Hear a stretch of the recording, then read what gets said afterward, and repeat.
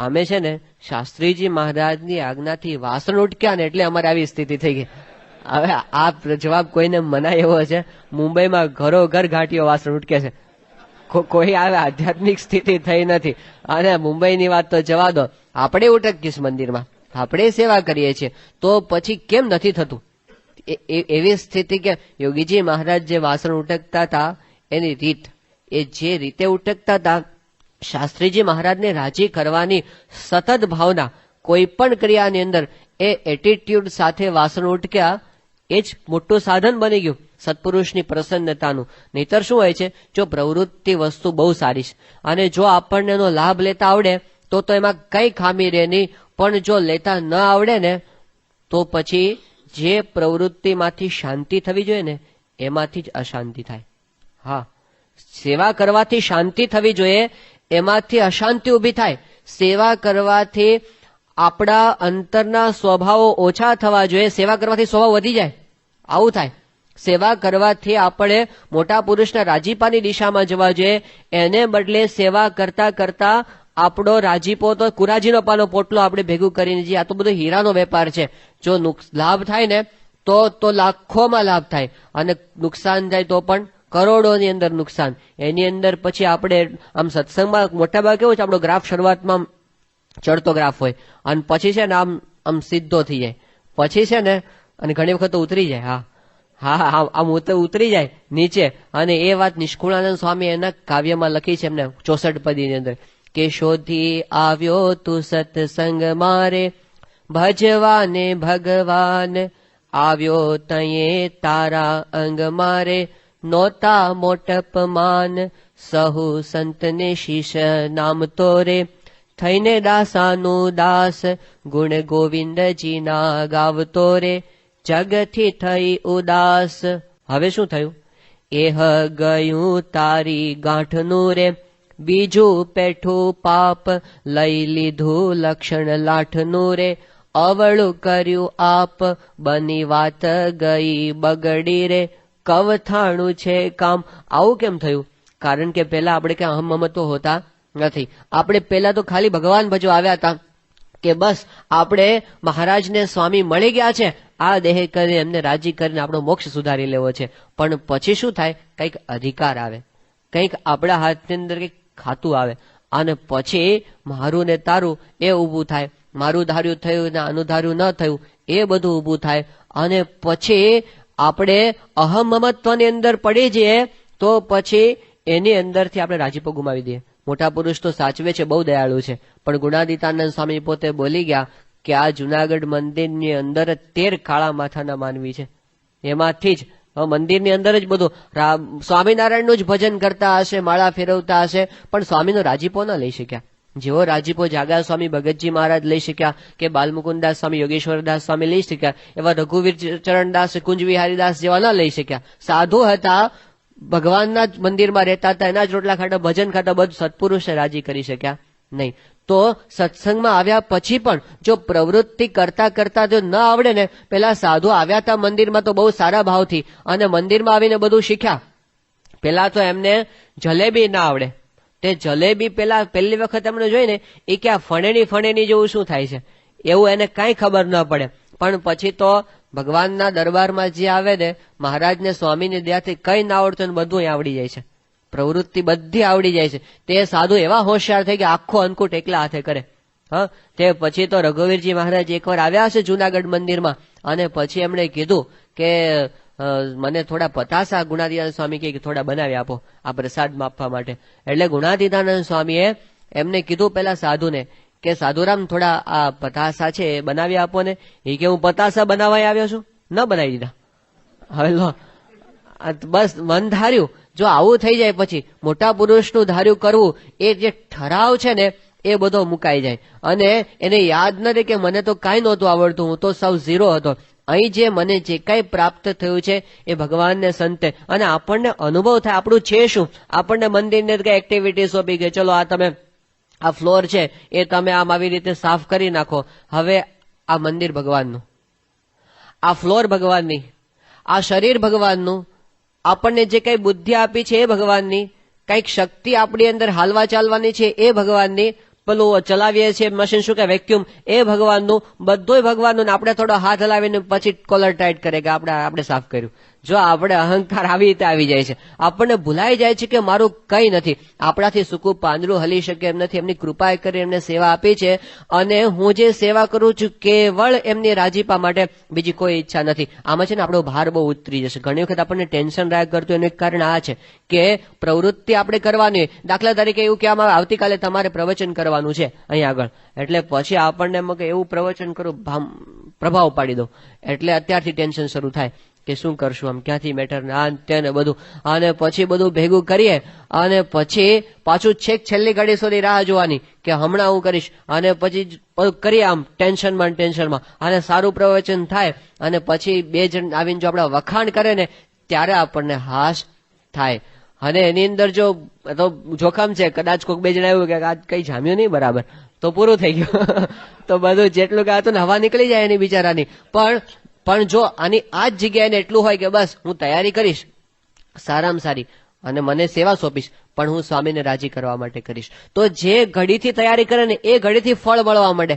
Result એ ઘડીથી, પેલું રાહ જોવાની નહીં એને કે લોકો મારા વખાણ કરે, એને ફળ મળવાની શરૂઆત થઈ ગઈ, એ ઘડીથી જ રાજીપો થવા માંડ્યો, એ ઘડીથી એને આનંદની અનુભૂતિ છે એ થવા માંડી. અને સ્વામીએ તો પ્રમુખ સાંઈ મહારાજનું વાક્ય છે, એમને કીધું છે કે જ્યાં સુધી લોકને રીઝવવાનું તાન હશે ત્યાં સુધી મૂડ આવશે અને જશે, એક ધારો મૂડ નહીં રહે.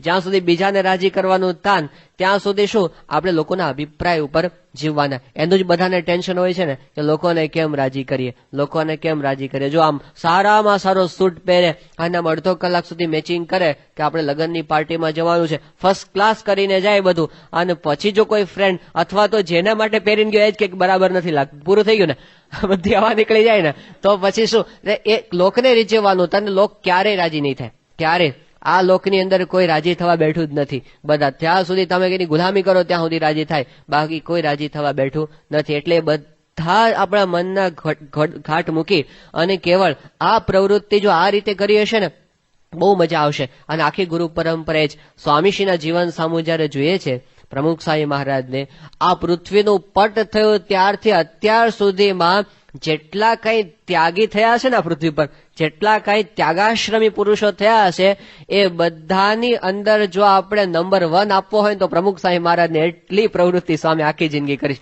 પ્રવૃત્તિ જ કોકને એવું થાય કે આ શું કરે છે સ્વામી, કઈ બીજું કઈ છે કે નહીં, આમ એમની એક્ટિવિટી એટલી બધી વિચારીએ. અત્યારે સ્વામીએ જે બધો ઉપાડ કર્યો છે આ બાજુ, આમ અમેરિકામાં એટલા બધા મંદિરો ચાલે અને બધા મોટા મોટા પ્રોજેક્ટ ચાલતા હોય, દેશની અંદર મોટા મોટા માસ્ટર પ્લાન ચાલુ કર્યા છે, એક બાજુ અક્ષરધામ મોટું ચાલે છે. આ બધું કોક જોવે ને તો આમ ખાલી વિચાર કરે ને તો થાકી જાય, પાગલ થઈ જાય, એટલું બધું. હવે આટલી બધી પ્રવૃત્તિ સ્વામી પહેલેથી શાસ્ત્રીજી મહારાજના વખતથી આજ સુધી કરતા જ આવ્યા છે. પણ એ પ્રવૃત્તિ એમણે કઈ રીતે કરી છે, એમને સતત નજરની સમક્ષ એ રહ્યું છે કે મારે શાસ્ત્રીજીમાં યોગીજી મહારાજને રાજી કરવા છે, એ આપણને દેખાય પહેલેથી એમના જીવનની અંદર. યોગી બાપાના વખતની અંદર હરજીવનદાસ ગરડાના કોઠારી, હવે એમને કાયમ માટે એક પ્રશ્ન રહ્યા કરે કે યોગીજી મહારાજ આમ બધી રીતે સારા, પણ જેટલું કાંઈ બધું ધર્માદો છે ને બધો ગોંડલ ભેગો કરી દે છે. આ પ્રશ્ન એમને મોટો, અને કરતા હતા યોગીજી મહારાજ એ રીતે જ, એમનું મનુષ્ય ચરિત્ર તો એકમાત્ર કહેવાય તો આ એમનું મોટું મનુષ્ય ચરિત્ર હતું. બાકી યોગી બાપાની કોઈ ક્રિયામાં આમ મનુષ્ય ભાવ એવું નહીં. નિયમ ધર્મમાં ખખ્ખા બધી, 4 વાગે ઉઠી જાય, પ્રભાત્ય બોલવા, ઉપવાસ કરવા, જાડા લુગડા પહેરવા, હેઠે હોઈ જવું, આમાં કોઈ બાબતમાં મનુષ્યમાં કોઈ લાવી શકે નહીં. પણ યોગી બાપાની એક ક્રિયા આવી કે એ છે ને બધું ગોંડલ ભેગું કરે, એટલે મોટા વ્યવહારમાં પડે અને ખબર પડે, આપણને બહુ ખ્યાલ ના આવે. પણ એક બાજુ આટલી મોટી જવાબદારી હોય અને ગરડાનું આટલી મોટું શાસ્ત્રીમાં અધૂરું મૂકીને ગયા હતા બધું, એટલે એ આખું આરસનું મંદિર પૂરું કરવાનું. તો હરજીવનદાસ પાસે જવાબદાર સંત, એટલે એમને સતત આવો વિચાર રહ્યા કરે કે યોગી, કારણ કે પેલા માગનારા જીવ ખાતા હોય ને બધા, એટલે પ્રશ્ન થાય. એટલે એમને થાય કે જોગી મહારાજ છે એ આ છે ને બધું ગોંડલ ભેગું કરી દેશે બધું. એટલે પછી એક વાર તો એમને પ્રમુખ સ્વામીને બેસાડ્યા. પ્રમુખ સ્વામી મિત્ર કહેવાય, હરજીવનદાસના ગોઠિયા મિત્ર. રાતના અડધી રાત સુધી ગોષ્ઠી કરતા બેઠા તે સ્વામીને ત્યાં ગરડાની અંદર ટેકરા ઉપર પેલા રેતીના ઢગલા ઉપર અડધી રાત્રે એમને આ બધી વાત શરૂ કરી. એમને કીધું કે તમે સંસ્થાના પ્રમુખ છો, શાસ્ત્રી મહારાજે તમને જવાબદારી સોંપી છે, તમારે ધ્યાન રાખવું જોઈએ. આ જોગી મહારાજ કે સમજતા નથી, એમને કઈ વ્યવહારમાં ભાન પડતું નથી, બધું ગોંડલ ભેગું કર કરે છે. આ તમારે જોગી મહારાજને કઈક કેવું જોઈએ અને તમારે તમારી સત્તાનો ઉપયોગ કરવો જોઈએ આવે વખતે. એ વખતે સ્વામી પેલા બધું સાંભળેલું. પછી સ્વામી બોલ્યા કે સાંભળો હરજીવનદાસ, તમે મારી સત્તાની વાત કરો છો ને, મારી સત્તા જોગી મહારાજ પર નથી. અને પછી સ્વામી બોલ્યા, સ્વામી કે હરજીવનદાસ, આ જોગી મહારાજ જો મને એમ આજ્ઞા કરે ને કે આ ગરડાનું મંદિર છે એ પાયામાંથી આખે આખું ઉખેડીને ઘેલા નદીમાં નાખી દેવાનું છે, હું 1 સેકન્ડની વાર ના લગાડું. કેટલો ધ્યેય ક્લિયર હશે, કેટલો ગોલ સ્પષ્ટ છે એમને. બાકી જેને શાસ્ત્રીજી મહારાજે લોહીનું પાણી કરીને 33 વર્ષ સુધી દાખલો કર્યા પછી જે મંદિર મેળવ્યું છે, જે જમીન, અને એના ઉપર આવી રીતે મંદિર થયું છે, સ્વામી કે યોગી મહારાજ કે પ્રવૃત્તિનો હેતુ બીજો છે શું? યોગી મહારાજ રાજી ના થયા તો શું કરવાનું? પણ એમને કે આજ મારે યોગી મહારાજની આજ્ઞાથી કરું છું, એમને રાજી કરવા કરવું છું. બીજો એક મોટો પ્રસંગ થયો યોગીજી મહારાજના અમૃત મહોત્સવનો. ગોંડલની અંદર મીટિંગ ભરાણી કે અમૃત મહોત્સવ ઉજવવો ક્યાં.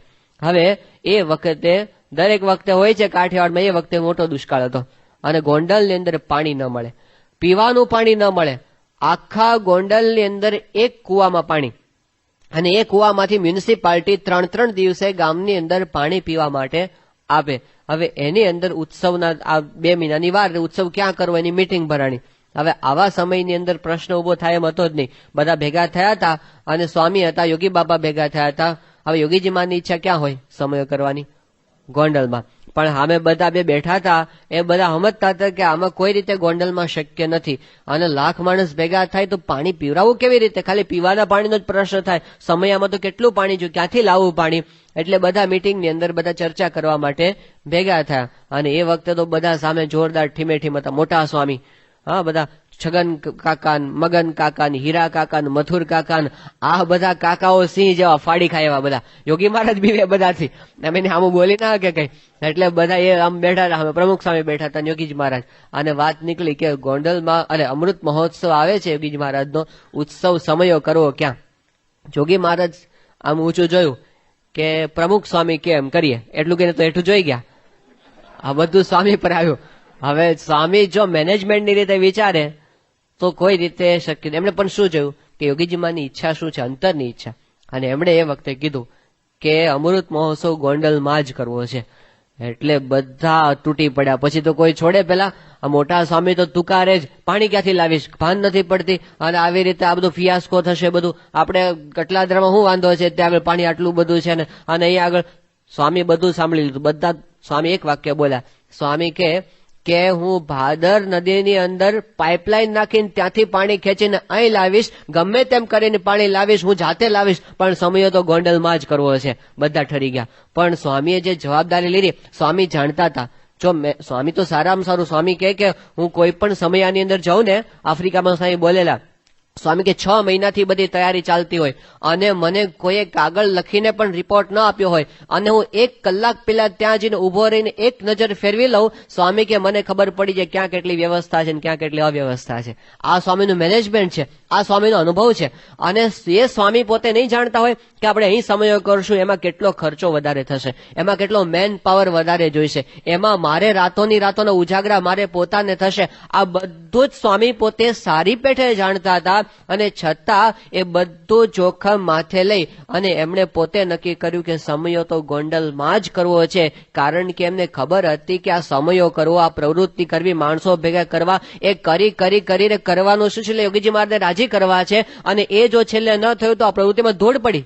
એ પ્રવૃત્તિને કરવાની છે શું કે જે બધું આપણે હલો હો કરી દીધું, લાખો માણસો ભેગા કર્યા, ભાઈ જોગી મહારાજ રાજી ન થયા, એ પ્રવૃત્તિને શું કરવાની? આ સ્પષ્ટતા એમના મનમાં હતી. એ જો આપણા મનમાં આવી જાય કે આપણે સેવા કરીએ છીએ, મોટો સમયો કરીએ છીએ, મંદિર બાંધીએ છીએ, કરીને આપણે છેલ્લે તો સ્વામી બાપાને રાજી કરવાના છે, એ રાજી થાય એ પ્રવૃત્તિ આપણાથી ન થઈ તો શું કરવાનું? એ સેવાને શું કરવાની? એનો કોઈ અર્થ ન રહ્યો ને પછી. પણ સ્વામીએ નક્કી કર્યું. પછી સ્વામી જે સંત શિબિરમાં પ્રસંગ કીધેલો ને, પછી બાપાને પૂછ્યું, પછી યોગી મહારાજે શું કર્યું? તો સ્વામી કે પછી રૂમમાં ગયા. પછી યોગીજી મહારાજે 2 હાથે ધબ્બા માર્યા સ્વામીને, રૂમમાં જઈને, ખાનગીમાં, જાહેરમાં નહીં, અંદર જઈને પછી ધબ્બા માર્યા સ્વામીએ. રાજીપો બતાવ્યો, પણ એ રાજીપો સ્વામીએ લઈ લીધો. એ ટાણું પોતે ચૂક્યા નહીં, તો એ ટાણાનો રાજીપો કહેવાય. એમની ઈચ્છા સ્વામીની સમજી ગયા પોતે, તો પ્રવૃત્તિ તો ઘણા બધા કરી ગયા છે અને આપણે પણ કરવાની છે.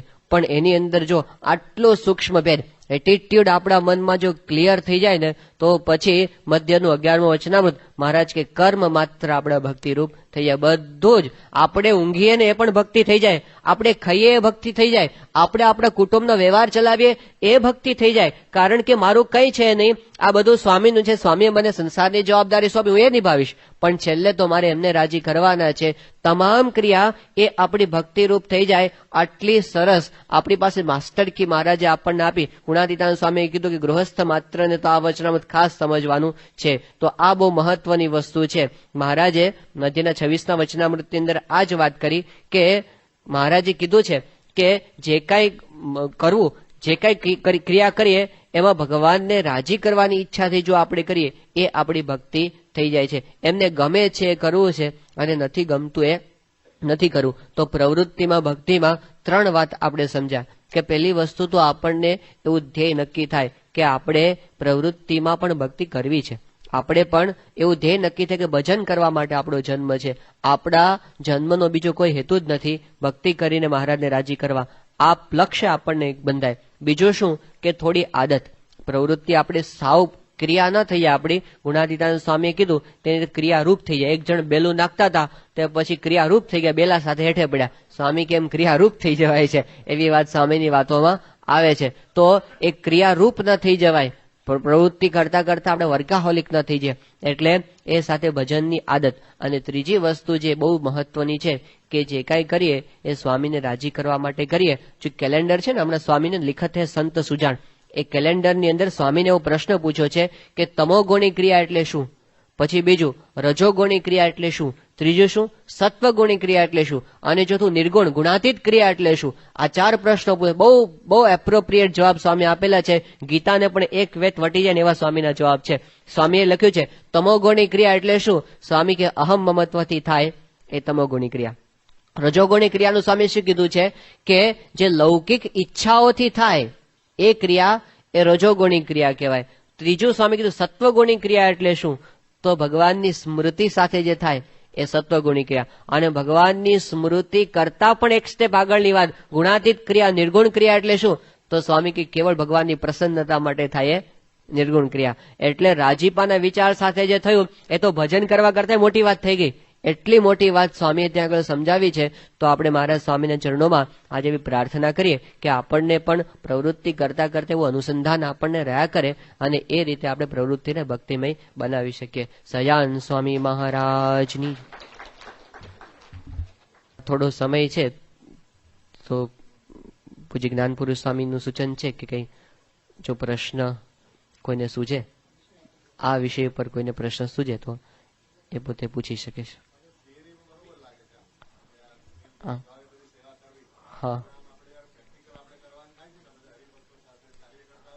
હા, બસ પ્રશ્ન આજ છે.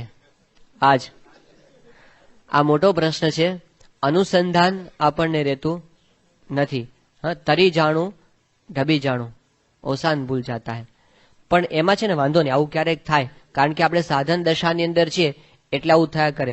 પણ આમાં કેવું છે કે જો આપણો હેતુ આપણી ભાવના શુદ્ધ હશે ને તો આપણે પાછા વળી શકીશું.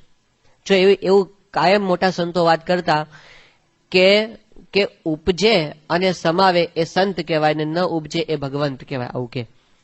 એટલે એમાં શું થશે, આપણને પાછું તો ગમે તેમાં પ્રેરણા કરીને ભગવાન આપણી પાછી વૃત્તિ તો કરાવશે.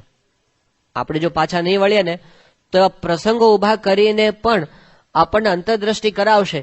એ વખતે પાછા વળી જવું જોઈએ. પછી એ વખતે આપણી એટલી સરળતા હોવી જોઈએ કે મને જાણપણું સ્વામી આમના મારીને આપ્યું, આમના મારીને ગમે તે મારીને પણ ઉપદેશ ગ્રહણ કરવાની તૈયારી આપણી હોવી જોઈએ એ વખતે.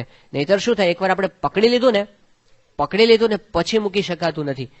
અહંકાર એ આપણો એવો ખરાબ હોય છે ઘણી વખત કે આપણે જાણીએ કે હું ખોટું કરું છું તોય નથી મૂકી શકાતું.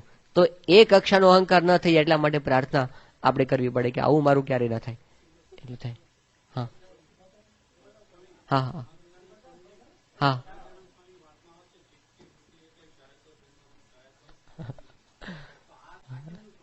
બે વસ્તુ ભેગી કેવી રીતે ગાય. चित्त की वृत्ति एक है, भावे तहां लगाओ, चाहे तो हरि की भक्ति करो, चाहे तो વિષય કમાવો. એ વાત બહુ સાચી છે, પણ વિષય કમાવાની વૃત્તિ ન હોવી જોઈએ. એટલે તો એવું કીધું કે દેહ કરીને વ્યવહાર કરો. સ્વામિનારાયણ હરિએ સ્વામીએ વાત કરી છે, દેહ કરીને ક્રિયા કરે અને પોતાનું રૂપ જુદું સમજીને ભજન કરે તો બહુ સમાસ થાય, પણ ક્રિયારૂપ થઈને તેમાં ભળી જાય તો ઠીક નહીં. એટલે વિષયનો જે વ્યવહાર દેહ કરીને અને ચિત્તની વૃત્તિ ભગવાનના સ્વરૂપમાં, એવો એનો આશય છે. હા,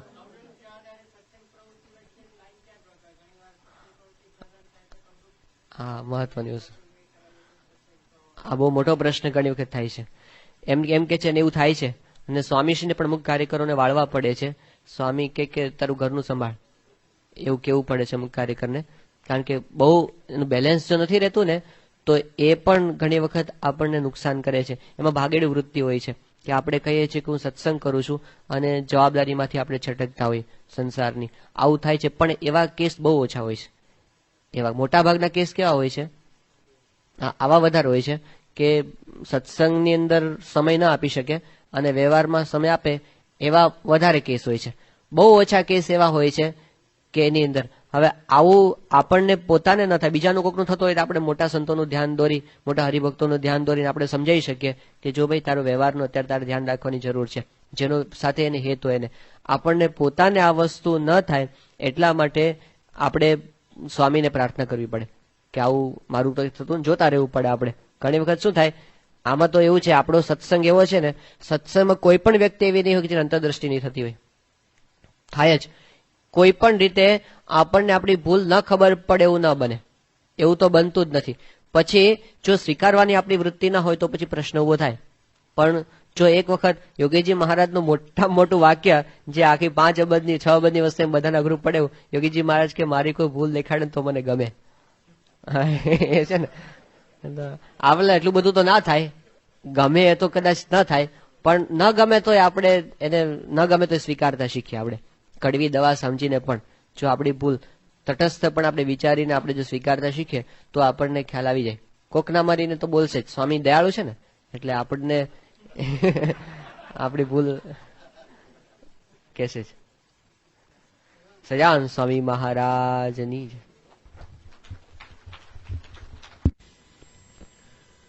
ગુણાતીતોક્ષરમ બ્રહ્મ ભગવાન પુરુષોત્તમઃ જનો જાનન્નિદં સત્યમ મુચ્યતે ભવબંધનાत्.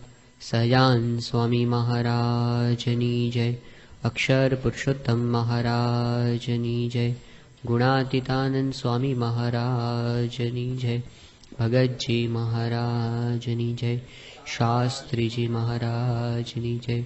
યોગીજી મહારાજની જય. પ્રમુખ સ્વામી મહારાજની જય. મંદિર મહોત્સવની જય.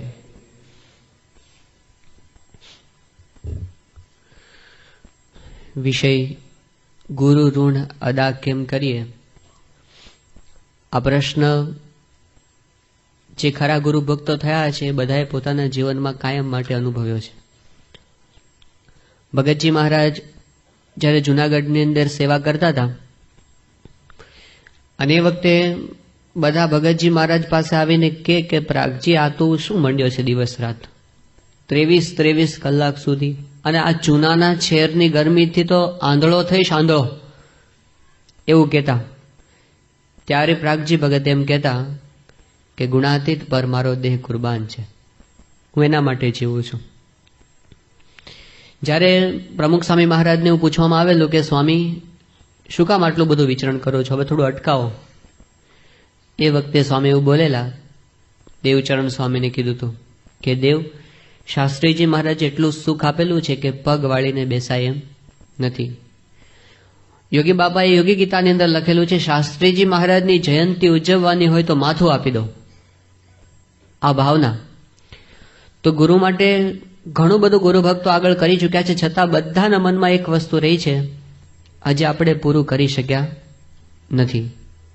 કારણ કે એ બધાના પાયાની અંદર ગુરુ પ્રત્યેની જે નિષ્ઠા અને ગુરુએ આપણા માટે અત્યાર સુધી જે કર્યું છે એની સ્પષ્ટ સમજણ છે એના મનની અંદર. યોગીજી મહારાજની સાથે જ્યારે યુવકો બધા ફરતા હતા એ વખતે એકવાર વિનુભાઈ મહંત સ્વામી એમને વાત કરેલી એમણે કીધું યોગી બાપાને કે સ્વામી અમે તો બધા સત્સંગમાં આવે તો કેવા હતા, પેલા કોરી સ્લેટ જેવા હતા, એટલે અમને કઈ ખબર નહોતી કે આવા સત્પુરુષમાં જોડાવાનું હોય અને આવા એના લક્ષણ જોવાના હોય.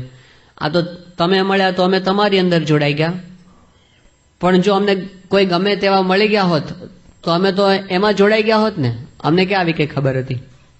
યોગીજી મહારાજ કે એવું ક્યારેય બને જ નહીં. સિંહનો માલ ક્યારેય શિયાળિયા ખાઈ શકે નહીં. તમે બધા સિંહનો માલ છો, એટલે આપણે બધા જ સિંહનો માલ છે. આપણે એક્સિડેન્ટલી ભેગા નથી થયા અહીંયા. આપણે ચોઝન છીએ, આપણને પસંદ કરીને લેવામાં આવ્યા છે, એ વિના યોગ થાય એમ નથી. અને એટલે હવે દુનિયાના લોકો જેમ રખડી કૂટીને આવરદા પૂરી કરવા માટે પ્રયત્ન કરતા હોય છે, એવું આપણું જીવન નથી. એ લોકોને તો ગમે તેમ કરીને બસ જિંદગી ખેંચીને પૂરી કરો, આવો જ પ્રશ્ન હોય છે. આપણે એવું નથી. આપણે તો જીવનનું મિશન છે. આપણે જિંદગી પાસેથી પૂરેપૂરી કિંમત વસૂલ કરવાની છે, પૂરેપૂરી એક એક સેકન્ડની કિંમત વસૂલ કરવાની છે. અને એક કિંમતની વસૂલ એટલે ગુરુનો રાજીપો. આનાથી મોટી વસ્તુ બીજી કોઈ નથી. આ દેહે કરીને સ્વામીશ્રી જયારે 1993ની સાલમાં સારંગપુરમાં બિરાજમાન હતા, અને એ વખતે ગુરુ પૂર્ણિમાનો પ્રતિક ઉત્સવ રાખવામાં આવેલો, અને એ વખતે સ્વામીશ્રી પહેલું વાક્ય આ બોલેલા એમના આશીર્વાદની અંદર કે આપણો જન્મ જ ગુરુને રાજી કરવા માટેનો છે. આ હકીકત એમને મિશન આપણને આપી દીધું. આપણો જન્મ આપણે બીજું કંઈ કરવા માટે જન્મ્યા નથી. ભલે આપણે દેહ નિર્વાહ માટે બીજું બધું કરતા હોઈએ, પણ અલ્ટિમેટલી આપણે કરવાનું આ છે કે આપણે ગુરુને રાજી કરવાના છે. અને એ રાજીપાની ભાવના આપણા અંતરમાં કાયમ ટકેલી રહે છે. એના મૂળની અંદર આપણી નિષ્ઠા છે, બીજું કંઈ નહીં.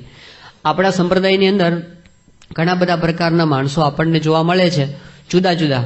તમે ઘણા બધા અભણ હશે, કેટલાક ભણેલા હશે, કેટલાક ગામડાની અંદર છે, કેટલાક શહેરમાં, કેટલાક દેશની અંદર છે, કેટલાક પરદેશની અંદર છે, કેટલાક બહુ સાધન સંપન્ન છે, કેટલાક સાધારણ સ્થિતિના, બધી પ્રકારના છે.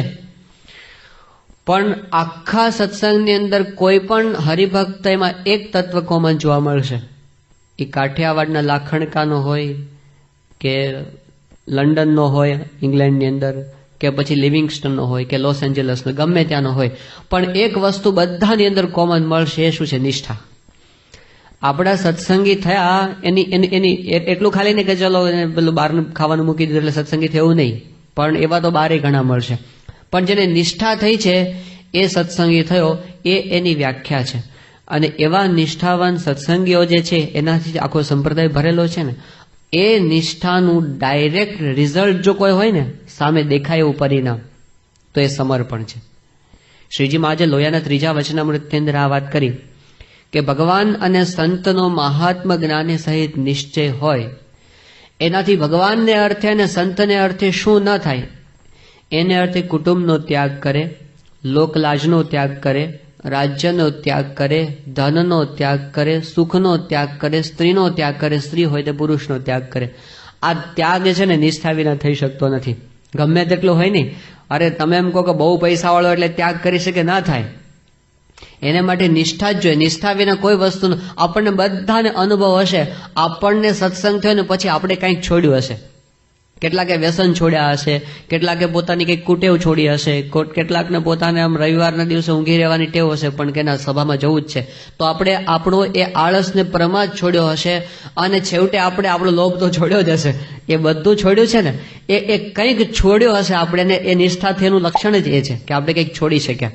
આપણે કંઈક છોડી શક્યા એ નિષ્ઠા, અને જેટલા પ્રમાણમાં છોડી શક્યા એટલી આપણી નિષ્ઠા પાકી થઈ એવું કહેવાય. સ્વામીશ્રી એકવાર એમને ઉપર એક પત્ર એક સંતે લખેલો, અને પત્રની વિશેષતા શું હતી? આમ ચિત્ર કરીને પત્ર લખેલો, આખો કોઈ લખાણ નહીં, બધા પિક્ચર્સ બનાવેલા, અને એમાંથી વાક્ય બનાવ્યા હતા. અને પછી છેલ્લે એમણે સ્વામીને એક વાક્યમાં રિક્વેસ્ટ કરી હતી કે બાપા તમને વિનંતી છે કે આ પત્ર છે એનો જવાબ તમે ચિત્ર દોરીને આપજો. આવું લખ્યું હતું.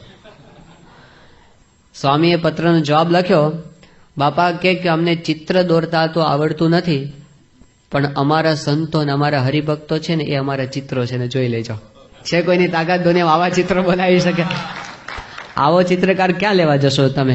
એક એક ચિત્ર જુઓ સ્વામીનું, આમ આમ એકને જોઈએ ને બીજું ભૂલી એવું છે કે નહીં. અને એની ગાથાઓના ગ્રંથો રચાશે ભવિષ્યની અંદર તો, પણ એ આપણને આપણા સંપ્રદાયમાં પહેલેથી જોવા મળે છે. આપણે પેલી માળાના મણકાના સંવાદો બધા જોતા આવ્યા છે. શ્રીજી મહારાજના વખતમાં દાદા ખાચર હતા, તો આજે શું નથી છે? શ્રીજી મહારાજના વખતની અંદર દાદા ખાચર એવું સમર્પણ કરીને બતાવ્યું. આમ મહારાજે દાદાને હાવ હતો નહોતો કરી નાખ્યો એવું લાગે આપણને, કે હાવ દાદાનું પોતાનું કાંઈ ન રહેવા દીધું. મહારાજે 52 વખત તો દાદા ખાચરના દરબારમાં દાદાનો ઉતારો ફેરાવ્યો છે, કે અહીંથી અહીં નહીં, કે અહીં એ મહારાજ કે અમારે આ રૂમમાં રહ્યું છે એટલે દાદાને આખો રાજ રચેલું ફેરવવાનું, બીજે રહેવા જાય. ત્યાંથી પાછું મહારાજ બીજે ફેરવા આવે. હવે એના જ ઘરમાં આવીને ધર્મશાળા જેવું કરી દીધું હતું મહારાજે. અને સંતોના ઉતારા હોય, હરિભક્તોનો ધસારો હોય, અને 2-4 દિવસની વાત હોય તો બરાબર છે, 30-30 વર્ષ સુધી સતત ભીડો સહન કરતા રહ્યો, અને છતાં ભાવ ફરે નહીં. અને એ દાદાને મહારાજને સામેથી કેવું પડે કે મહારાજ હવે છે ને તમે ક્યાંક બીજે જાઓ તો સારું, કારણ કે ઘરમાં હવે ખાવાનું અનાજ નથી, અમે તો ગમે તેમ કરીને પૂરું કરશું, તમને ભૂખ્યા કેમ રખાય. મહારાજે એ વખતે કીધું કે હમ જલે તુમ કાહે ચલો હમારે પાંખો નાઈ, એ તમે ભલે કહેતા હો પણ હવે તો અમે પણ ભેગા સહન કરીશું. પણ આવી પરિસ્થિતિ, ઘરમાં અનાજનો દાણો ન મળે ત્યાં સુધી મહારાજે લાવીને મૂકી દીધા. દાદા ખાચરની નિષ્ઠા અને ભક્તિભાવ એમાંથી એકે વસ્તુમાં ફેરફાર થયો નથી. આ સમર્પણની ગાથાઓ આપણને અત્યાર સુધી દેખાય છે. શાસ્ત્રીજી મહારાજના જે હરિભક્તો હોમાયા છે 5-7 જ હતા, બહુ ઝાઝા નતા, પણ એ લોકોએ આટલું કામ કરીને બતાવવા આપણને આશ્ચર્ય થાય કે કઈ રીતે એમણે કામ કર્યું હશે.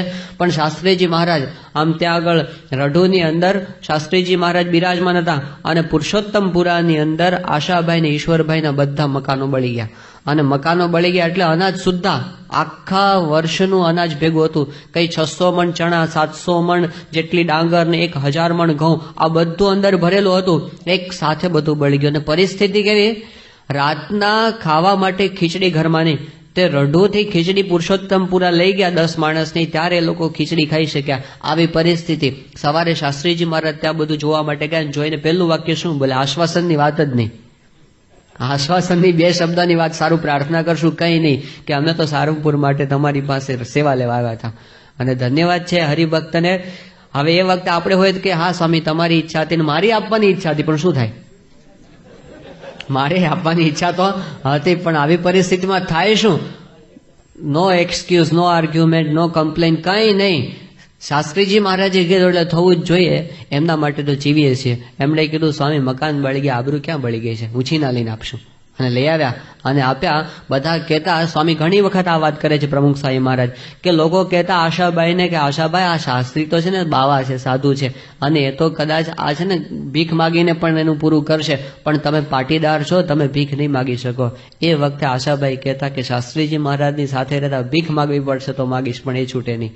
તો એવી રીતે હરિભક્તો બધા અમારા નગાસરના ભૂધરભાઈ તો ઇતિહાસની અંદર વિરલ પ્રસંગ કહેવાય. કારણ કે શાસ્ત્રીજી મહારાજ એની પાસે ગયા અને પછી પેલી એમની સેવાની રકમ માગી, અને એમના પત્ની એ કે ન લેવા દો, આમને કીધું આપવું જ છે, પેલા કે ન લેવા દો.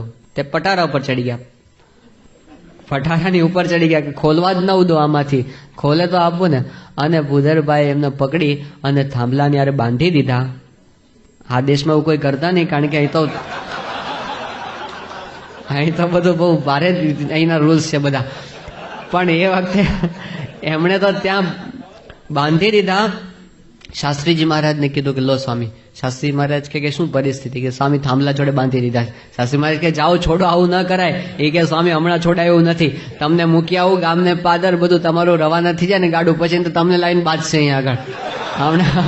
એટલે બધું શાસ્ત્રી મને મૂકી આવે ને પછી અંદર જઈને છોડા. પણ શું હરિભક્તોની હિંમત. આજે એમના પરિવારના બધા ઘનશ્યામભાઈ ને બધા વાત કરે છે કે દાદાના સમર્પણના ભોગ અમે અત્યારે ભોગવીએ છીએ, પણ એમણે જે કરેલું એ ગાથાઓ અમર થઈ ગઈ સંપ્રદાયના ઇતિહાસની અંદર. તો એ આજની તારીખ સુધી જીવંત છે, આપણને દેખાય. બીજે બધે ઘણું બધું હશે, સારું આપણને દેખાતું હશે, પણ જ્યાં સુધી આવા પુરુષ નથી ને ત્યાં સુધી આવું સમર્પણ થઈ શકતું નથી. એ પણ વાસ્તવિકતા છે. આ લંડન મંદિરની જે ગાથાઓ છે એની અંદર તો વર્ષોથી ગવાતી આવી છે. પણ એમાં ગઈકાલે આપણને વિનુભાઈએ વાત કરેલી, સ્વામીશ્રી 1990ની સાલમાં ત્યાં આગળ ગયા અને જમીન માટે નક્કી થયું કે આપણે આ જગ્યાએ મંદિર કરવું છે. હવે વાત તો ઘણી બધી વર્ષોથી હેરોની જમીનથી ચાલતી, તે તો ઉડી ગઈ, એટલે એના પૈસા તો ગયા જ હતા આખા. આપણને આમાં ઘણી વાર મનુષ્ય આવી જાય કે આળું જમીનો આપણે ખર્ચીએ છીએ અને મંદિર તો થતા નથી ને સ્વામી પૈસા માગ કરે છે. હેરોની જમીન તો ગયા તે ગયા, એમાં તો કઈ મેળ પડ્યો નહીં. લાખ પાઉન્ડ તો વકીલના ખર્ચે એ ગયા, એમાંય કઈ મેળ પડ્યો નહીં. 90ની સાલની અંદર સ્વામી બીજી જમીન નક્કી કરી કે આપણે અહીં મંદિર કરવું છે, ખાતમુહૂર્ત કરી દીધું. એ જમીન એમનેમ આવે? કેમ આવે? હરિભક્તો જ હતા ને.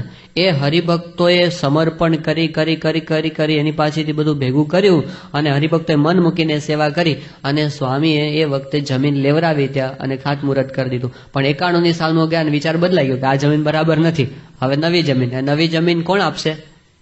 શાસ્ત્રીજીમાં જેવું કહેતા કે હું એક એક ગાયને દિવસમાં 4-4 વખત દોઉં છું. એ જ બધા એના એ જ નવા ગાથી લાવવાના. આમાં કોઈ બહારનો આવીને સમર્પણ કરવાનો છે? કોઈ નહીં. એ ભલે હરિભક્ત મધ્યમ સ્થિતિનો હશે, સાધારણ, એ જ કરશે. અને એમણે કર્યું. ફરીવાર એ લોકોએ સેવા કરી. 91ની સાલમાં સ્વામી બીજી જમીન પર ફરીવાર ખાતમુહૂર્ત કર્યું ને ત્યાં મંદિરનું કામ ચાલુ થયું. અને મંદિરનું કામ ચાલુ થયું એ જ સમયની અંદર ભયંકર રિસેશન જેવું આપણે અહીં ચાલે છે એવું ત્યાં એ વખતે ચાલુ થયેલું. અને 94ની સાલમાં સ્વામી ત્રીજી વખતે 1 મહિનો સ્વામી રોકાયા હતા. અને એ વખતે એક એક હરિભક્તને મળીને સ્વામી તો એ વખતના રિપોર્ટમાં બધું આવે છે. સ્વામી કે અત્યારે તો ઉઠતા બેસતા ખાતા પીતા બધે પૈસા પૈસા પૈસા જ દેખાય છે. કારણ કે જે કોઈ આવે ને સ્વામી એ જ પૂછે એને, સ્વામી કે સેવા કરી કે નહીં.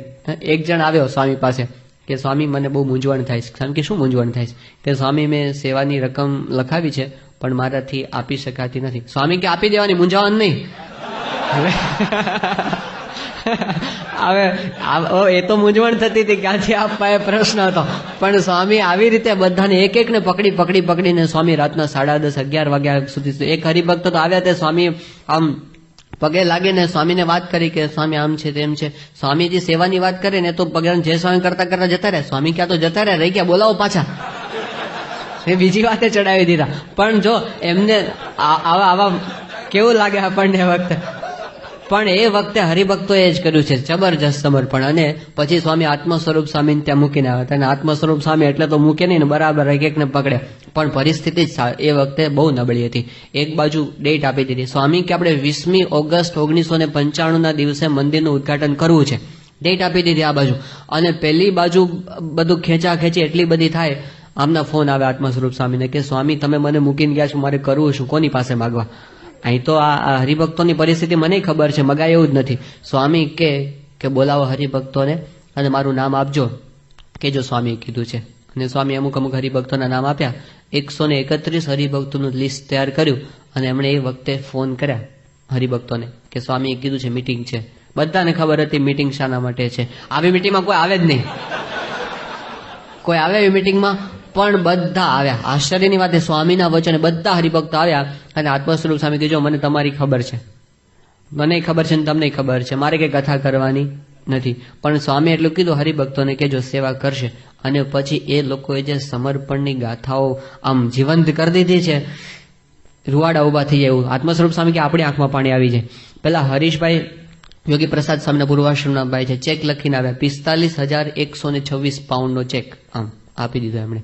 અને પછી કીધું સ્વામી કે આવું કેમ આંકડો લખે, કઈ વ્યવસ્થિત મેળ વગરનો લખ્યો એમણે?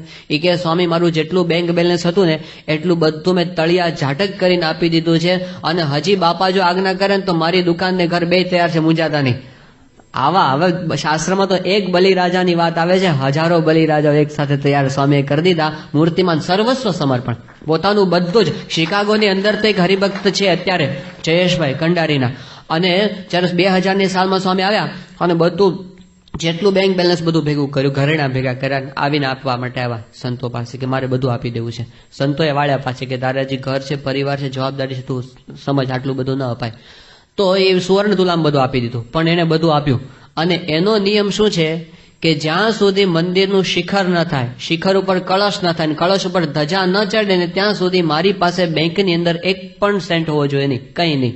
એ જેટલું કમાય છે એટલું આપી દે છે, જેટલું કમાય એટલું. અને ઘરની અંદર સાધારણ પરિસ્થિતિ, ગઈકાલે વિનુભાઈ વાત કરી કે ઘરમાં ફર્નિચર નથી રાખતા હરિભક્તો, એટલી હદ સુધી એ લોકોએ મંદિર માટે ફના થઈ ગયા. અને પોતાનો પ્રોજેક્ટ દેખાય છે, સવારે ઉઠે ને ત્યાંથી રાત્રે સુવે ત્યાં સુધી. તો આ સમર્પણની જે ભાવના છે આપણને બીજી ક્યાંય જોવા મળશે નહીં. કારણ કે અહીં તો પ્રગટ ભગવાન છે, પ્રગટ સંત છે, પ્રગટ હરિભક્તો છે, પ્રગટ સમર્પણ છે, બધું આપવાની વાત છે. અહીંયા તો રોકડો મોક્ષ અને રોકડું સમર્પણ, અહીંયા આગળ કઈ ઉધારની વાત નથી અને કઈ મનાવા ફોસલાવાની વાત નથી. જેમ ચોખ્ખી વાત છે એવી જ વાત અહીંયા આગળ થાય છે. લોકોને આમાં બહુ આશ્ચર્ય થાય છે કે તમારે ત્યાં બધા માગ બહુ કરે છે, અમારે તો બીજું કઈ નહીં, બસ સભા કરીને ભેગા થવાનું, પ્રકાશ પાણી પાથરવાનું, છૂટા થઈ ગયા. પણ એમાં આત્મીયતા ન થાય, એમાં ગુરુ શિષ્યનો સંબંધ થાય, એમાં કશું ના, એમાં તો પોતાનો સ્વાર્થ હોય, હો કરીને છૂટા થયા, એમાં કોઈ પરિવર્તન કોઈનું થતું નથી. અહીં આગળ થયા છે પરિવર્તન અને હરિભક્તો બધા સુખી થયા છે. જો કે ભગવાનને સંતની કૃપા એવી છે કે એ હરિભક્તો બધા તને મને ધને બધા સુખી થયા છે, કોઈને કઈ પ્રશ્ન ઉભા થયા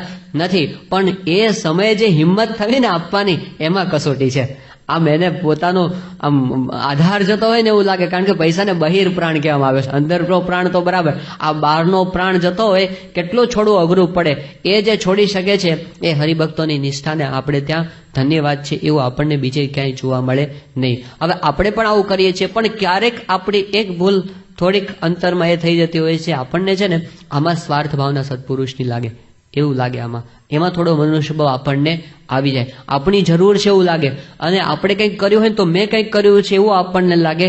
આવી ભૂલ આપણી થઈ જતી હોય છે. આમાં આપણો વાંક છે એના કરતા આજના વાતાવરણનો વાંક વધારે છે, કારણ કે આપણે બાર બધે આવું જ જોયું છે. એક પૈસા માટેનો સ્વાર્થ કરતા માણસને આપણે જોયા છે, એના માટે ગળું કાપી નાખતા જોયા છે. અહીંથી તમે દેશમાં જો તો તમારા સગા સંબંધી જ વિચારતા અમારા માટે શું લઈ આવ્યા, એ જ જોતા હોય છે. તો બધે આપણે સ્વાર્થ જોયો છે ને. એક માણસ હતો ને, એણે બ્રહ્માને પ્રસન્ન કર્યા, આમ તપશ્ચર્યા કરીને બ્રહ્મા પ્રસન્ન થયા અને પછી કીધું, બોલ તારે શું જોઈએ છે? એ કે મને છે ને તમે એક પારસમણી આપો. તો કે જા, તને પારસમણી મળશે, આવતીકાલે સવારે તું સમુદ્રના કિનારે જજે, ત્યાં તને બધા પથ્થર હશે, એમાં એક પારસમણી હશે. તો પેલા એ કીધું, પણ મારે ઓળખવો કેવી રીતે કે આ પારસમણી છે? એટલે બ્રહ્માએ કીધું કે જો બીજા બધા પથ્થર છે ને એ તું સ્પર્શ કરીશ તો ઠંડા હશે, પારસમણી ગરમ હશે. આડીને તને ખબર પડી જાય કે આ ગરમ છે એટલે પારસમણી. એ સવારના પોરમાં 6 વાગ્યામાં પહોંચી ગયો ત્યાં, અજવાળું થયું ને એટલે તરત, અને હાથમાં પથ્થર લે, હવે જોયો તો આ તો ઠંડો છે. હવે ઠંડો પથ્થર ત્યાં ને ત્યાં નાખે, પાછું ફરી વાર હાથમાં આવે એટલે એને આમ દરિયામાં નાખી દીધો છૂટો. પછી કેટલા બધા પથ્થર હતા એટલે બીજો લીધો એને, એ ઠંડો લાગ્યો એટલે પેલા પાણીમાં ફેંકી દીધો. ત્રીજો જો તો પછી આમ ઠંડો લાગ્યો એટલે પછી જોતો જાય અને જોઈને ચેક કરીને ફેંકતો જાય, ચેક કરીને ફેંકતો જાય. ચેક એમ કરતા કરતા 2-3 કલાક થી રીધમ આવી ગઈ. જોવે ચેક કરે ફેંકે, જોવે ચેક કરે ફેંકે, ફેંક્યો પછી ખબર પડી આ તો ગરમ છે. આ તો એમ આપણે શું થયું ખબર છે? રીધમ આવી ગઈ. આપણે બધાને સ્વાર્થ વાળા જોયા છે, આ સ્વાર્થ એમાં સ્વામી આવી ગયા. હવે એ જો એને બધાની સાથે આપણે ગણી લઈએ ને મોટું નુકસાન થાય. આ બીજા જેવા નથી. જેમ મહારાજ બુધેજની અંદર ભગવાન સ્વામિનારાયણ નીલકંઠ વર્ણી વેશે ગયા હતા અને ખોડાભાઈના ઘરની અંદર પેલી એની દાસી હતી, એ આમ આપતી હતી, ઝાર આપતી હતી પેલા સદાવ્રતની અંદર. મહારાજ ત્યાં જઈને ઉભા રહ્યા. મહારાજ કે ઝારને અમે શું કરીશું? અમને કંઈક રાંધેલું અન્ન આપો તો અમે ખાઈ શકીએ, આને ખાઈને અમારે શું કરવાનું? તો પેલી બાઈ કે તારા જેવા તો ઘણા આવે છે કે અમે થોડા આપવા માટે નવરા છીએ બધાને. મહારાજ કે અમારી જેવા ઘણા કહો તો અમારે જેવા અમે એક જ છીએ અનંતકોટી બ્રહ્માંડમાં. એ કે ના ન મળે, જવા દે. મહારાજને ના આપી, ઝાર આપી અને મહારાજે પછી 2 દાણા મોઢા મૂકીને પેલા પશુ પક્ષીઓને ફેંકી દીધા. પણ એ વખતે એ બધાની સાથે નીલકંઠ વર્ણીને પણ ગણી લીધા, સહજાનંદ સ્વામીને પણ ગણી લીધા. એવી રીતે આપણે વિશ્વની 6 અબજની વસ્તીથી આ પુરુષ નોખા છે એ ક્લિયર કરીને પછી એને માપવાનો પ્રયત્ન કરવાનો. બાકી જો બધાની સાથે એમને જો ગણી લીધા આપણે, ક્રિયા તો એવી જ લાગશે, લોકો માગતા હોય એમ જ સમય માગતા હોય એવું લાગશે, પણ એ બધાની સાથે ગણાય ન જાય ને એ જોવાનું. કારણ કે એમનું સામર્થ્ય તો લક્ષ્મીજી અર્ધાંગના મારી તે મારા સંતની દાસી છે. આ વાસ્તવિકતા છે. આ કંઈક કલ્પનાની વાતો નથી કે ખાલી મહિમાની વાતો મનાવવા પટાવવા માટેની નથી. અને એવા પ્રસંગો ઉપસ્થિત કરીને મહારાજને સ્વામીએ આ સુધી બતાવ્યા છે. શ્રીજી મહારાજે પોતે એ વખતે પણ દાદા ખાચરના દરબારમાં મંદિર કરવાની શરૂઆત કરી. પહેલા ગરડાના મંદિરની અંદર પણ પૈસાની કટોકટી, વિચાર કરો. ભગવાન સ્વામિનારાયણ બિરાજમાન હતા, કડિયાઓના પગારની રકમ એ વખતે ચડેલી. એટલે પછી દાદા ખાચરને મનમાં મૂંઝવણ થાય કે કેવી રીતે પ્રતિષ્ઠાનો ઉત્સવ નજીક આવે છે, કડિયાઓના પગારની રકમ નથી. અડધી રાત્રે મહારાજની પાસે ગયા અને મૂંઝવણ રજૂ કરી કે મહારાજ શું થશે? આ મંદિર થતું નથી ને કેવી રીતે? મહારાજ કે મંદિર તો આવું ઊભું, સોનાનું મંદિર આખું, ગોપીનાથ દેવનું આખું સોનાનું મંદિર. દાદા ખાચર કે મહારાજ રહેવા દો, બસ આમ નામ જ રહેવા દો, હવે કઈ આપણે કરવું નથી. મહારાજ કે એમ નહીં રહે. એ તો તમારે ને મારે બધાને પથરા ઉચકવાના છે. હવે મહારાજે ધાર્યું હોત તો આ મંદિરો કરવા તો ક્યાં એમને માટે મોટી વાત હતી, પણ શ્રીજી મહારાજે એ કર્યું નથી. આપણને ઘણી વખત જો આપણને મનમાં પ્રશ્ન થતો હશે કે શ્રીજી મહારાજે કેમ આમ એવું આમ કામ ન કર્યું કે આખા બ્રહ્માંડની અંદર બધા સ્વામિનારાયણને ઓળખતા થઈ જાય. આમ એવા પરચા બધા બતાવ્યા તો લોકોને શું જરૂર છે ખબર છે? પરચાઓની જરૂર છે. જો બહુ પરચા બતાવ્યો હોય ને બધાને તો થઈ જાય. આમ હજી વધારે પરચાઓ બતાવે આખા બ્રહ્માંડની, આખા પૃથ્વી પર બધાને, તો બધાને તો એટલી જ જરૂર છે ને. બધે સ્વામિનારાયણ લોકો ક્રિકેટરને ઓળખે છે આજે. બોલો તમે સચિન તેંડુલકરનું નામ બોલો તો આખી દુનિયા જાણતી હોય, પણ સ્વામિનારાયણ આખી દુનિયા નહીં જાણતી હોય. અરે છપૈયાની બાજુમાં તમે યુપીની અંદર કંઈક ગામડામાં જશો ને તો એવા ગામડા મળશે હજી કે જ્યાં લોકોને ખબર નહીં હોય સ્વામિનારાયણ કોણ છે. એવા પ્રદેશો આપણને અત્યારે પણ મળે છે. તો મહારાજે કેમ એવું નહીં કર્યું હોય? તો મહારાજ એવું કરવા માંગતા પણ નહોતા. શ્રીજી મહારાજનું મિશન પણ નહોતું. એ ધારત તો કરી શકત, પણ આપણને એમના સામર્થ્યનો ખ્યાલ આવે. શ્રીજી મહારાજ લોજની અંદર રહેતા હતા. મહારાજ નીલકંઠ વર્ણી વેશે હતા ને. હવે એ વખતે રોજ પેલા છાણા વીણવા માટે જાય, આશ્રમ માટે છાણા વીણવા માટે જાય. તો મહારાજની વચ્ચે અને ગામની ભરવાડોની વચ્ચે સ્પર્ધા થાય છાણ વીણવાની, કોણ પોદળા વધારે ઉપાડી આવે છે. તે એની વચ્ચે પેલા ભરવાડોનો જાજી એ તો દોડી દોડીને, અને મહારાજ સરજુદાસ મહારાજ નામ હતો એટલે સરજુદાસ બધાને બહુ પ્રિય, એટલે પાછળ સ્પર્ધામાં એમાંય મજા આવે પાછી. પણ મહારાજના હાથમાં આવવા ન દે પેલી ભરવાડોનો. પછી એ લોકો વચ્ચે કોન્ટ્રાક્ટ થયો કે ભાઈ જુઓ, જે પેલા જેને સાઠીકડું ખોસી દે ને એનો પોદળો માલિક એનો થઈ ગયો. એટલે પછી એવી સ્પર્ધા ચાલે કે જઈને પેલા સાઠીકડું ભરાયા. હવે એમાંય પેલી ભરવાડો માળી પહોંચવા માંડે. પછી મહારાજ કીધું આમ નહીં થાય, એટલે પેલી પોદળો લેવા જાય ને ભરવાડન, તો પોદળામાં બ્રહ્માંડ દેખાડે મહારાજ. તે પેલી બ્રહ્માંડ જોડે એ સરજુડા કરતી ભાગે મહારાજ ઉપાડ લે, આખો પોદળો ઉપાડ લે મહારાજ, એમ ઉપાડ લે મહારાજ. હવે શ્રીજી મહારાજે લોજ ગામને પાદર ભરવાડણોને પોદળાની અંદર બ્રહ્માંડ બતાવ્યું. શું કામ ખબર છે? એક પોદળો વધારે મળે એટલા માટે. તે ઇંગ્લેન્ડની રાણીને બતાવ્યો હોત તો આવું શું કરવાની જરૂર હતી એમને? મહારાજે ચકલાને અને માછલાને સમાધિ કરાવી છે, પશુ પક્ષીને સમાધિ કરાવી છે, સર્જોન માલકમને નથી કરાવી. આખું અંગ્રેજ રાજ મહારાજના બધા ન થઈ ગયા, આમ બધા શિષ્યો બધા ધાર્યું હોત તો ન કરી શકે, પણ મહારાજનું એવું મિશન નહોતું. એ ધારે તો બધું કરી શકે એમ હતા, પણ એમના સામર્થ્યને દબાવી રાખ્યું છે. શાસ્ત્રીજી મહારાજનું કેટલું સામર્થ્ય! એ વખતે શાસ્ત્રીજી મહારાજે આટલા કષ્ટો સહન કર્યા છે, પણ આપણને ખ્યાલ આવે આ રીત છે, આ પ્રોસેસમાંથી પસાર આપણે બધાએ થવાનું જ છે. બાકી શાસ્ત્રીમાં જે મોતી ભગવાન દાસને કીધું કે મંદિરનું કીર્તન બનાવો સારંગપુરમાં, એ કે સ્વામી હજી પાયા ખોદાયા નથી અને તમે મંદિરની વાત કરો છો. શાસ્ત્રીજી મહારાજ કે મંદિર તો આવવું. અને અત્યારે જેવું છે એવું મંદિર, એ સમાધિ ભાષામાં એમને જે કીર્તન બનાવેલું છે, આપણે કીર્તન મુક્તાવલીમાં છે, બધા વાંચજો. શ્રી સારંગપુરીની શોભા સજી અતિ સારી, જોઈ અલૌકિક અદભુત ધામ અવિકારી. તમે સારંગપુર મંદિરના દર્શન કરો ને પેલું કીર્તન વાંચો, એક કે એક મૂર્તિ સહિતનું બધું વર્ણન એઝ ઇટ ઇઝ શાસ્ત્રીજી મહારાજે મોતીભાઈને એ વખતે દર્શન કરાવીને એમની પાસે કરાવેલું. તો શાસ્ત્રીજી મહારાજ ધારે તો પૃથ્વી ફાડીને મંદિર બહાર કાઢી શકે એમ હતા. શું કામ આટલો બધો દાખલો કરે અને કરાવે? પણ એમણે કરાવેલો છે. આ પ્રોસેસમાંથી બધાને પસાર એમણે કરેલા છે. અને આમ તો લૌકિક દ્રષ્ટિએ હિંમત ચાલે એવો હતો જ નહીં, કારણ કે આ ડલાસની અંદર આપણને કોઈ છાશ ના આપતો હોય, પછી આપણે કે શિખરબદ્ધ મંદિર કરવું છે. હ્યુસ્ટનની અંદર કોઈ આપણને ગામમાં છાશ ના આપે, બીજું શું આપે? પછી પેની આપે કે કંઈ આપતું ન હોય, અને પછી કે શિખરબદ્ધ મંદિર ગામમાં કરવું છે. જે ગામની અંદર લોકો કોઈ સ્વામી એક વાક્ય બોલે છે, ગામમાં કોઈ પૂછે નહીં, પટેલને કરવું ના પાણી. આ વાક્ય સ્વામીશ્રીનું બહુ પ્રસાદીનું છે. પણ એવા સ્થાનની અંદર પણ મોટા મંદિર કરવાના સંકલ્પ થાય એ શાસ્ત્રીજી મહારાજ અને એ સ્વામી, તો એમના સંકલ્પે બધું થાય છે. આપણે તો ખાલી ભળવાનું છે. એની અંદર આપણી ભક્તિ, આપણી સમર્પણ ભાવના એ છે. શાસ્ત્રી મહારાજ સારંગપુરની અંદર હતા, અને એ વખતે મોચીદડના એક હરિભક્ત માધાભાઈ સેવા કરે, પણ એને મનમાં આવા ગોટા બહુ વળ્યા કરે કે શાસ્ત્રીમાં જ આ મોટા મંદિરો આદરા છે, પણ મને કંઈ લાગતું નથી આ પૂરા થાય, કારણ કે કેવી કટોકટી, ખાવાનું ન મળે અને મંદિર કેવી રીતે થાય, આવું એના મનમાં રહ્યા કરે. શાસ્ત્રીમાં જ અડધી રાત્રે ગયા, માધા ભગત બહાર આવ્યા કે આ છે ને લાકડું ખસેડીને ત્યાં દૂર લઈ જવાનું છે. માધા ભગત જોયા કરે કે 2 ફૂટ ડાયામીટરનું 15 ફૂટ લાંબડું થડિયું. એ કે સ્વામી આ તો 15-20 માણસ ભેગા થાય ને ત્યારે હલે, આ મારાથી એકલાથી ન થાય, આપણે સવારે કરશું. શાસ્ત્રી મહારાજ કે તું હાથ અડાડ, તારી પાછળ પાછળ આવશે. એમણે હાથ અડાડ્યો ને આખું ઝાડનું થડિયું 20 ફૂટનું એની પાછળ પાછળ જ્યાં જવાનું હતું ત્યાં જઈને ઉભો રહી ગયો. શાસ્ત્રી મહારાજ કે જા જઈને સુઈ જા. હવે પેલાને ખબર પડી કે મને શું કરાવતું, એને સમજાઈ ગયું કે શાસ્ત્રીજી મહારાજ જો ધારશે ને તો આ બધા પથરા ઉડી ઉડીને ઉપર ચોટી જશે, આપણે એકેની જરૂર નહીં પડે, આપણી એકેયની જરૂર નહીં પડે. વાસ્તવિકતા છે, પુરુષનું સામર્થ્ય છે, એમની કેટલી કરુણા છે કે એમને પોતાના સામર્થ્યને દબાવીને આપણને સેવા આપી. બાકી નથી, આપણી તાકાત શું છે? આપણે એમ કહીએ કે હું આટલું કરી નાખું, આટલું કરી નાખું, કંઈ થાય એમ નથી. અને આપણા વિના કોઈ કામ એમનું અટકવાનું પણ નથી. અને સ્વામી કરી બતાવે છે, અને એવા કામ એને અત્યાર સુધીમાં કરેલા છે. ત્યાં આગળ સ્વામી શ્રી બોચાસણની આજુબાજુ વિચરણમાં હતા.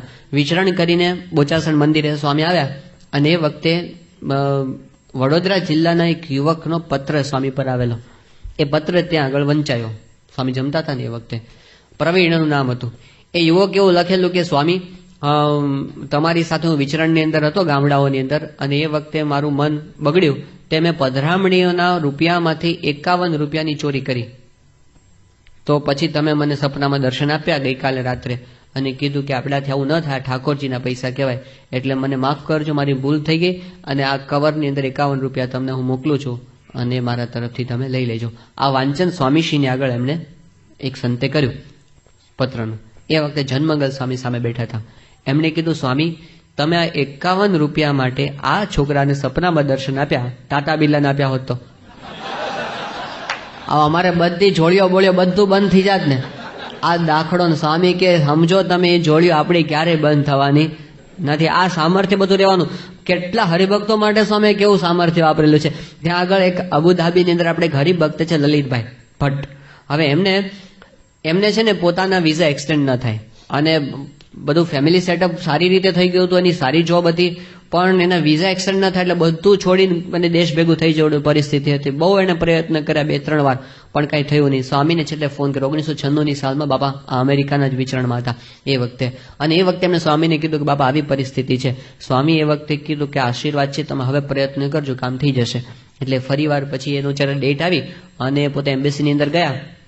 એ વખતે પેલો જે ઓફિસર હતો ને, વિઝા આપનારો બેઠો હતો, એની પાછળ, આ જાગ્રત અવસ્થાની વાત છે, સપનાની વાત નથી, પ્રમુખ સ્વામી મહારાજ મૂર્તિમાન આવ્યા ત્યાં આગળ, અને પેલા ઓફિસરનો હાથ પકડી એના હાથમાં પેન પકડાવી સ્વામીએ સિગ્નેચર કરાવી દીધી, સિક્કો મરાવી દીધો, અને આને આપી દીધું. પેલો માણસ એની ફીના 50 દિનાર પણ લીધા નહીં એને, કે જા તારું કામ થઈ ગયું.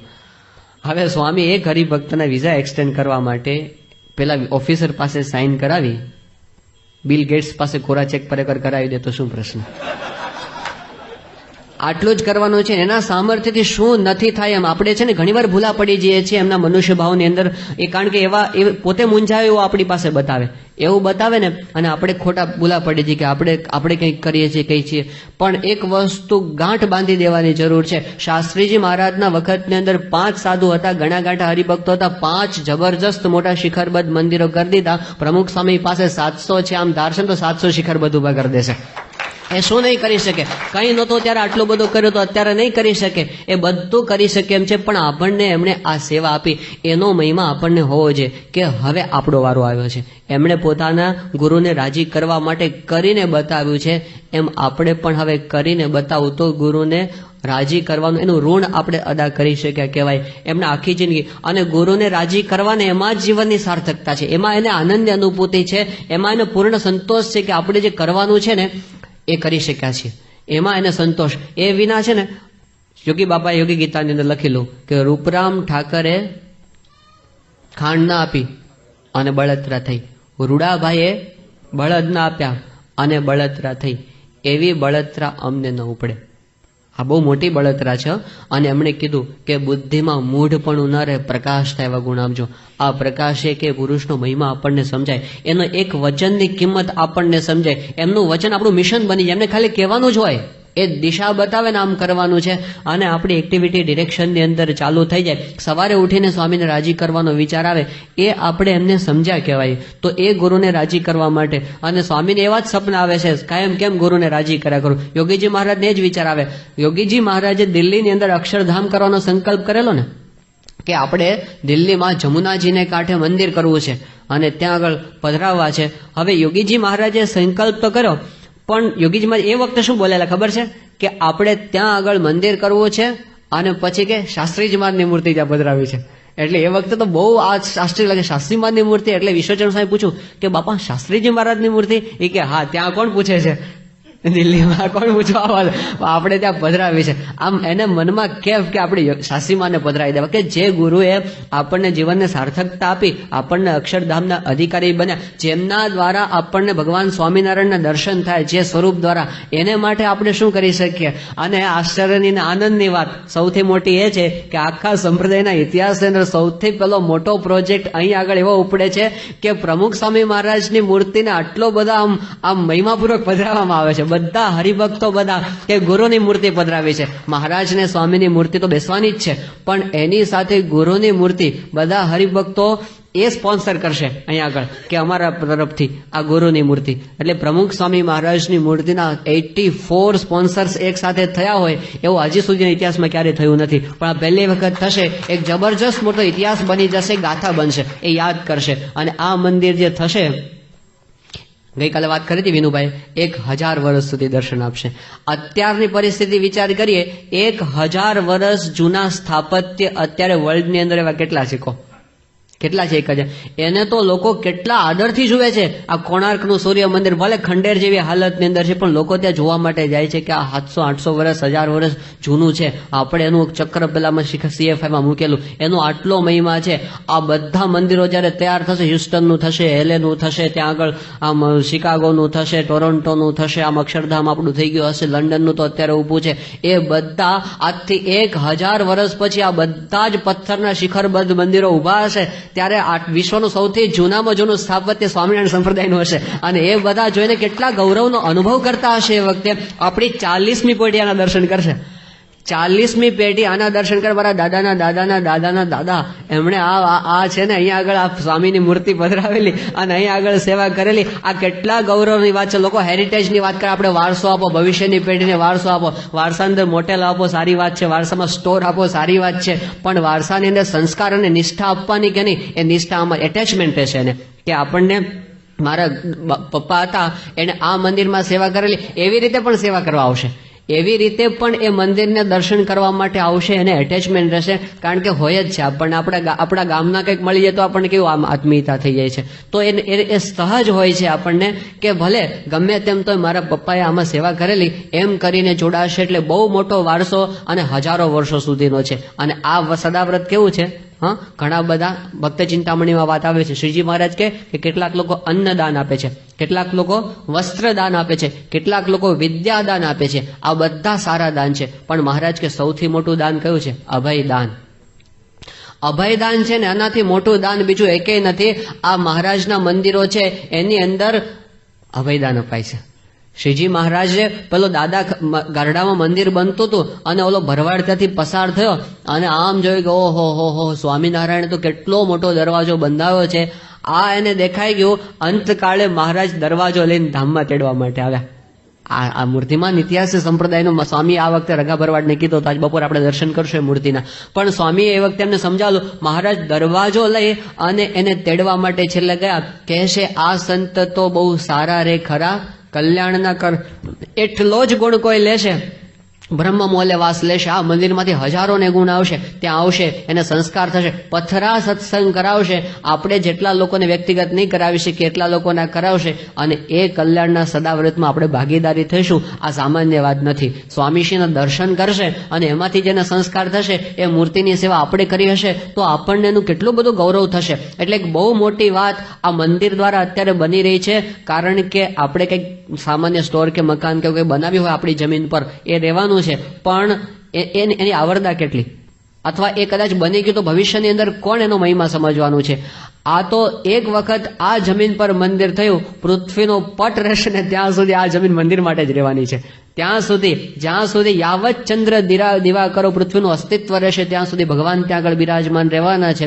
એટલે આ એક શાશ્વત કાર્ય છે, લાંબા સમય માટેનું કાર્ય છે. આ કઈ નાનો આપણે આપણી પેઢી માટેનું નથી. પાછળ બહુ લાંબી આની ઇતિહાસ રચાઈ જશે આની ગાથાઓ. તો એક મોટું કાર્ય આપણે કરી રહ્યા છે એનું ગૌરવ, એની અસ્મિતા, અને એ સેવા આપણી પેઢીને મળી છે. આજથી પછીની પેઢીને એ મંદિરની સેવા નહીં મળે. એ લોકોને મંદિર થઈ ગયું હશે, એ લોકોને આ સેવા નહીં મળે. જે વખત આ તો આપણને જો થોડુંક ખુલ્લી દ્રષ્ટિ રાખીને વિચાર કરીએ, આ સંસ્થાના વિકાસનો આ પ્રાઇમ ટાઈમ છે. જે અત્યારે વિકાસ છે, અમેરિકામાં જે વિકાસ થાય છે ને, આ 5, 7, 10 વર્ષના આપણે જે સાક્ષી બનીએ છીએ ને, આ તો સંપ્રદાયના ઇતિહાસમાં સુવર્ણ અક્ષરે જે કાળ નોંધાવાનો છે એ આ પીરિયડ છે. અત્યારે ભલે આપણને સંઘર્ષ લાગતો હોય, પણ એ સંઘર્ષના જે ફળ દેખાશે આમ 5 વર્ષ પછી, 7 વર્ષ પછી અમેરિકાની ધરતી પર નકશા ઉપર આમ વેરાઈ ગયા છે મંદિરો બધા, આમ જોઈએ ને આપણે. અને એ મંદિરોના દર્શન કરતા કરતા આપણને જે આનંદની અનુભૂતિ થતી હશે એમાં આપણે ભાગીદાર થયા છે. આ બહુ મોટી વસ્તુ છે. તો એ જનરેશનની અંદર આપણે છે, જે વખતે સ્વામીએ સંકલ્પ કર્યા છે કે મારે એ કરવું છે, એ કરવું છે. આપણે ધારો કે કરીને બેઠા મારે કરવું, સ્વામી ના પડે શું થાય? નથી કરવું મંદિર તો શું થાય? તો પતી ગયું. તો એ છે ના હાલે, આટલું કામ ન થાય. પણ એમને સંકલ્પ કર્યો છે આપણી જનરેશનની અંદર, અને આપણને સેવા મળી ગઈ. હવે આપણું કઈ બાકી ન રહી છે ને, આ વસ્તુ